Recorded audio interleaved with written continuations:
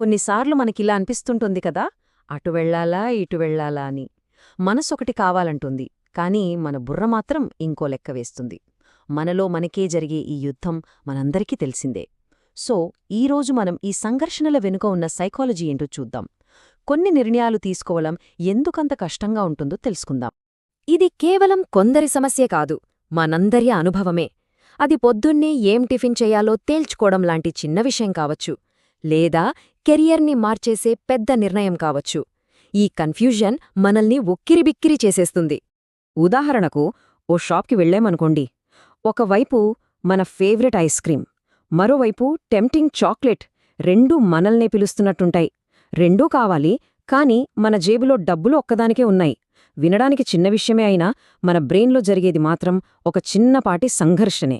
ఇంకో సిచ్యువేషన్ చూద్దాం. ఫ్రెండ్స్ ఏమో అర్జెంటుగా సినిమాకి రమ్మని ఫోన్ చేస్తున్నారు, కానీ మన టేబుల్ మీదున్న హోంవర్క్ ఏమో మనల్ని చూస్తూ ఉంటుంది. ఇక్కడ ఫైట్ దేని మధ్య? అప్పటికప్పుడు వచ్చే ఆనందానికి, మన బాధ్యతకి మధ్య. దేనికి ఓటు వేస్తాం? ఇక కొన్ని సంఘర్షణలు అయితే మనసుని పిండేస్తాయి. అమ్మంటే ఇష్టమా, నాన్నంటే ఇష్టమా అని ఒక చిన్న పిల్లాణ్ణి అడిగితే ఆ చిన్న హృదయం ఎంత నలిగిపోతుందో కదా. రెండు వైపులా అంతే ప్రేమ ఉన్నప్పుడు ఒకరిని ఎంచుకోవడమనేది దాదాపు అసాధ్యం. మనం ఇప్పుడుదాకా చూసిన ఈ ఉదాహరణలన్నీ మన డైలీ లైఫ్లో భాగమే. అంటే ఈ ఫీలింగ్ ఎంత కామన్ అనేది మనకిప్పుడు అర్థమవుతోంది కదా. మనం ఇప్పటిదాకా డైలెమా అనో, కన్ఫ్యూజన్ అనో పిలుస్తున్న ఈ మానసిక స్థితికి సైకాలజీలో ఒక పర్ఫెక్ట్ పేరుంది. అదే సంఘర్షణ. ఇది మనందరి మెంటల్ జర్నీలో ఒక ముఖ్యమైన భాగం అన్నమాట. సరే, బావుంది. ఈ అనుభవాల వెనుక ఉన్న అసలు సైన్స్ ఏంటి? మన బ్రెయిన్లో ఈ ఫైటింగ్స్ ఎందుకు జరుగుతాయి? ఇప్పుడు ఆ విశ్లేషణలోకి కాస్త లోతుగా వెళ్దాం. డగ్లస్ ఇంకా హాలండ్ ప్రకారం సంఘర్షణ అంటే ఏంటో తెలుసా? రెండు ఆపోజిట్ కోరికల మధ్య మనం నలిగిపోవడం వల్ల కలిగే ఒక రకమైన మెంటల్ పెయిన్. సింపుల్గా చెప్పాలంటే, మనకు ఒకేసారి రెండు వేర్వేరు విషయాలు కావాలనిపించినప్పుడు పుట్టేదే ఈ సంఘర్షణ. ఈ సంఘర్షణల్ని ఇంకా బాగా అర్థం చేసుకోవడానికి కర్ట్ లివిన్ అనే ఒక ఫేమస్ సైకాలజిస్ట్ ఒక సూపర్ ఫ్రేమ్వర్క్ ఇచ్చారు. ఆయన మనలో జరిగే ఈ అంతర్గత పోరాటాల్ని 4 మెయిన్ టైప్స్గా విడగొట్టారు. ఇది మనల్ని మనం అర్థం చేసుకోవడానికి ఒక కీ లాంటిది. ఇక అసలు మ్యాటర్లోకొద్దాం. కర్ట్ లెవిన్ చెప్పిన ఆ 4 రకాల సంఘర్షణలేంటి? మన లైఫ్లో అవి ఎలా కనిపిస్తాయో కొన్ని మంచి ఎగ్జాంపుల్స్తో చూసేద్దాం. మొదటిది ఉపగమ ఉపగమ సంఘర్షణ. దీన్నే మనం సింపుల్గా విన్-విన్ డైలెమా అని పిలుచుకోవచ్చు. అంటే మన ముందు 2 సూపర్ ఆప్షన్స్ ఉంటాయి. ఏదెంచుకున్నా హ్యాపీనే, కానీ ఒకదాన్ని వదులుకోవాలి కదా. అక్కడ వస్తుంది అసలు సమస్య. ఉదాహరణకు, ఇందాక మనమనుకున్న ఐస్ క్రీం, చాక్లెట్ మధ్య నలిగిపోయే పిల్లాడిని గుర్తు తెచ్చుకోండి. లేదా పైలట్ అవ్వాలా, నేవీ ఆఫీసర్ అవ్వాలా అని ఆలోచించేవాళ్లని చూడండి. రెండూ గొప్ప కెరియర్లే. ఇవన్నీ ఉపగమ సంఘర్షణకు పర్ఫెక్ట్ ఎగ్జాంపుల్స్. ఇక రెండోది, దీనికి కంప్లీట్ ఆపోజిట్, పరిహార సంఘర్షణ.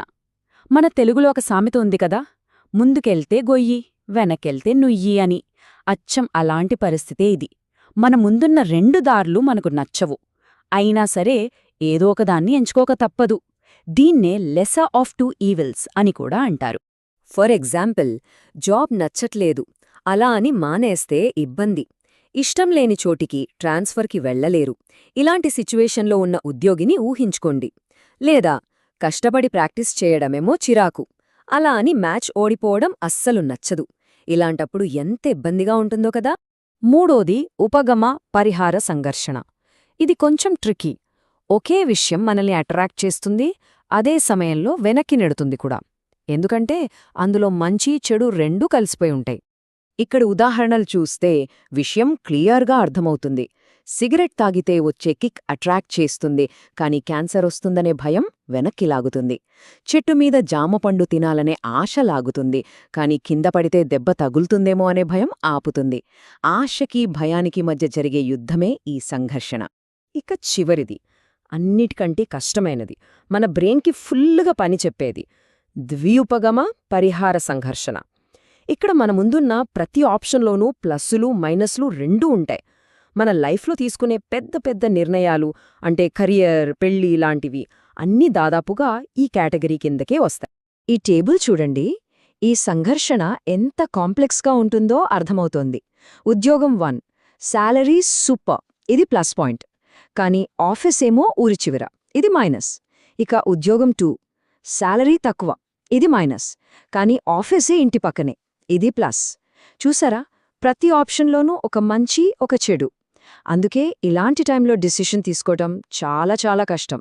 సరే, ఈ సంఘర్షణల రకాలేంటో మనకిప్పుడు అర్థమయ్యాయి. అంతా బానే ఉంది. కానీ అస్సలు పాయింట్ ఏంటంటే, ఈ చిక్కుముడి నుండి బయటపడటం ఎలా? ఇప్పటిదాకా సమస్యను విశ్లేషించాం. ఇప్పుడు పరిష్కారం వైపు అడుగులేద్దాం. ఒక విషయం మనం బాగా గుర్తుంచుకోవాలి. మన జీవితం అనేది మనం తీసుకునే నిర్ణయాల మీద ఆధారపడి ఉంటుంది. అందుకే డెసిషన్ తీసుకునేటప్పుడు అస్సలు తొందరపడకూడదు. అలాగని మరీ ఆలస్యం చేసి వాయిదా వేయడం కూడా కరెక్ట్ కాదు.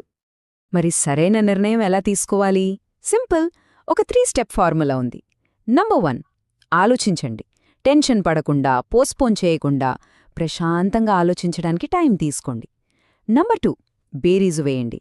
ప్రతి ఆప్షన్లో ఉన్న ప్లస్లేంటి, మైనస్లేంటో విశ్లేషించండి. చివరగా నంబర్ 3, నిర్ణయించుకోండి. మీ విశ్లేషణ ఆధారంగా ఒక గట్టి నిర్ణయం తీసుకుని ముందుకు వెళ్ళిపోండి. ఈ విశ్లేషణను ముగించే ముందు ఒక్కసారి ఆలోచించండి. ఈ మధ్యకాలంలో మీరు ఎదుర్కొన్న పెద్ద సంఘర్షణ ఏంటి? అది మనం ఇప్పుడు మాట్లాడుకున్న 4 రకాల్లో ఏ కేటగిరీకి చెందింది? మన సమస్యను మనమర్థం చేసుకోవడమే దాన్ని పరిష్కరించడంలో మొదటి అడుగు. అంతే కదా?